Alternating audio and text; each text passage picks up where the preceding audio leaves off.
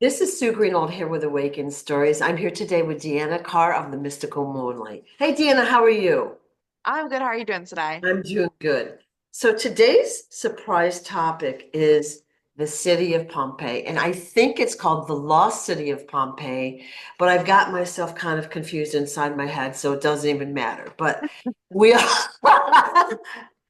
So I thought what we do is kind of go over the history that we've been told, and then maybe I'll ask you some questions. Okay. Right, because usually some pretty good stuff comes out. So, the city of Pompeii is like it actually is bigger than that one city, but it's Pompeii, which is near Naples, Italy, which is kind of in the front ankle part of the boot of Italy. Okay. It was buried in roughly 4 to 6 feet of volcanic ash from Mount Vesuvius erupting about 79 AD. And again, we know history is corrupt, so who knows what the truth is there. So Mount Vesuvius erupted and supposedly buried the whole area, buried everybody, and everyone was killed instantly doing whatever they were doing, et cetera, et cetera. Now, I did look a few things up just for fun.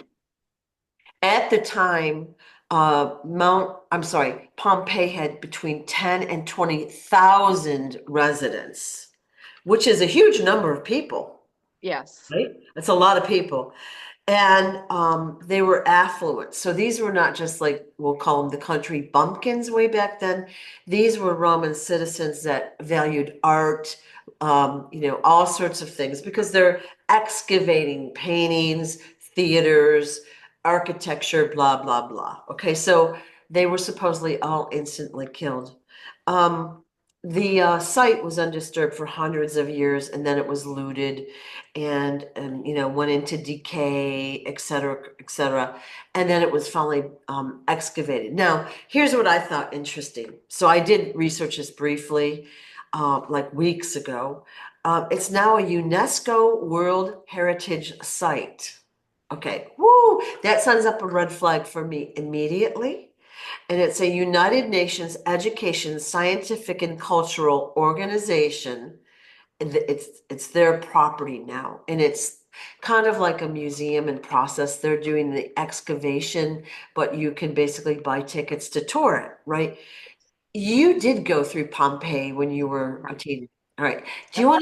want to talk about you can talk about the story, but give us your personal impressions and then anything else that might vary from the story? So, I mean, being there in person, it's pretty interesting. I mean, just being near the columns and walking through, you do see some mummified beings Yeah. that they have found. They have them behind glass. So you do see a lot about what they have found on the site. Um, Now, I was definitely a teen back then, and some of it's kind of escaped me, but I definitely remember, walking down the stones. You get to see where people have like bathed and how their culture was at that point in Yeah. time. So it's very different from, how we imagine it in our head and being there in person. We see pictures, we're told stories, but it's always different being there in person. Yeah. Um, the one thing that I do want to say is it definitely wasn't volcanic issues. Um, Now, it was covered in volcanic ash, but there's a reason this volcano went off. Now, it was fine for a very long time, then all of a sudden it started to go off and then almost instantly killed people. So there's a few red flags within that. But there is something within Pompeii that they wanted, and they also Good. wanted to try out some new technology at the time. Now, one thing we don't really talk about is technology within each time frame. But one thing that is clear between every, you know, few years and or centuries is they try out new ways to kill us. So, what they were doing was actually experimentation on a way to wipe out civilization. hence being the volcanic ash. Now, it wasn't necessarily supposed to just give volcanic ash. They did want to wipe out the society, but the, let's say, eruption went awry, and actually wiped out the people that were experimenting also. So it was a really bad experiment. Um, that's why it was, not, discovered earlier, because their plan was, let's wipe them out. We're testing this out, and then we can blame it on this. Then we can start to dig for what we need. Now they're saying that it's under their protection and they can do what they need on the site without other people interfering, because if you try to interfere, you're going against them. So it's a really complicated issue, but there is something underneath Pompeii. And they were very wealthy, knowledgeable people, but they were able to stabilize a civilization within what they had. They didn't really need to go out, they were sustainable.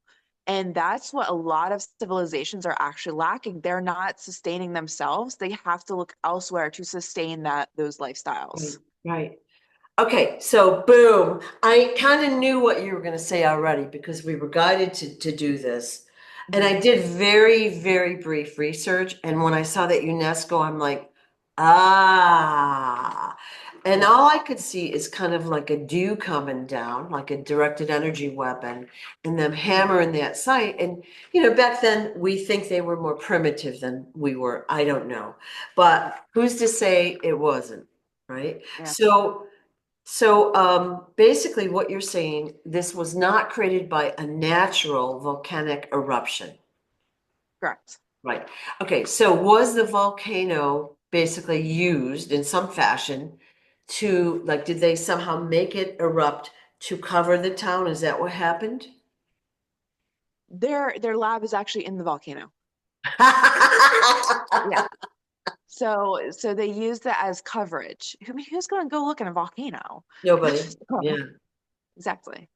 Yeah, it reminds me of like some cartoon or something where there's a lab in the volcano. But Mhm. so basically, what they did is they were creating this weapon and it backfired and they got killed as well as the townspeople. Correct. Okay. Yeah. So when we're told the story, we think of these guys as country bumpkins. There's like 20 people in the town. It was just a freak thing a long time ago, and how horrible, right? But Mhm. when I saw 10 to 20,000 people were residents of the town, that they were affluent in society, and then I saw the UNESCO. I knew something was up with this. Mhm. So no. So basically, the story about the people being wiped out was true. What you're saying, the perpetrators were also wiped out, which is why it took so long for anyone to figure this out, right? Yes. And someone still knows there's something in that area, which is why they're still excavating. Exactly. What chaps my butt is they're excavating on, let's say, the tourist dollars. So Oh yeah. people go there and they pay money, and of course they can't go in certain sections. They're paying the salaries of these excavators. Yeah. Wow. Yeah, yeah. Did any people get away from this eruption or calamity? No, it looks like anybody that got close to getting away was wiped out. Okay. Okay. So it So was kind of like they did have a backup system that came into play. Those people that were backup system also, got ex-nayed. it's not funny, but they got instant karma, didn't they? Yes. Yeah. Yep. That's the thing about karma, is you never know when it's gonna hit. Yeah, like why would you think about wiping out people? That's horrible, no matter what Yep. time frame in history it is. Hmm. Horrible. Okay. So I'm gonna go off on a little side topic. In the excavations, there's artwork that shows various mystical creatures like centaurs and things like that. There's angelics and blah blah blah blah blah. Hmm. Back then, did that society, like, were they familiar with these mystical or mythical creatures and mythology? Yes. Okay. So one thing about mythology was most of these creatures were actually alive. Now, it's hard for us to image that because they're not here right now. But as we know, as we progress with life, things change. Right now, we're in extinction era, so we're getting rid of stuff. Not that we want to, but because that's what's happening. So they had these mythical creatures. When something seems different, out of place, might have magical powers, people are going to want it. What happens when somebody wants it? They end up killing it so they can get a specific part that is going to help them so and so. Right. Right. Okay. So we're, let's say centaurs, which are basically part man, part Mhm. horse. They were around back then. Yes. Yeah. And so would you consider centaurs good or bad? I mean, it's like everything, there's good and bad. For the most Right. part, they were actually good. Okay. Most mythical, well, actually, most most beings in general are good. It depicts if they go good or bad Yeah. based off of their upbringing. So when somebody is brought up through negative values, that's when you have that shift happening Yeah. because they think it's okay. Yeah. They have been mishandled, so they think it's okay. Yeah. And you've seen that even with humans, when somebody comes in and they start to bring in this negative energy, that's when things start to shift. So, yes, most beings are on the good side. It just depends on how they were brought up, what situations did they go through as a being that might have made them bad. Okay.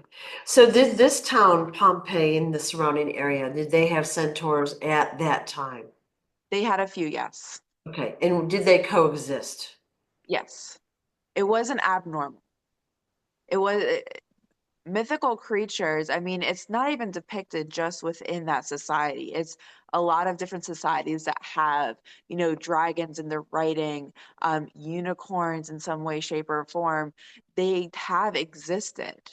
Yeah. They just have been extinct for mostly propaganda, getting whatever they need from it Yeah. and exploiting it. Yeah. Okay. All right. Interesting. So Mhm. basically, they had artwork just depicting the statues and things. And you can see that on some of the websites if you research it. I did, like I said, I didn't spend a lot of time with it, but it just gave me another twist to the story. Now, do you think the centaurs, which were also wiped out then, okay, Yeah. were they what the, we'll call them the perpetrators were after?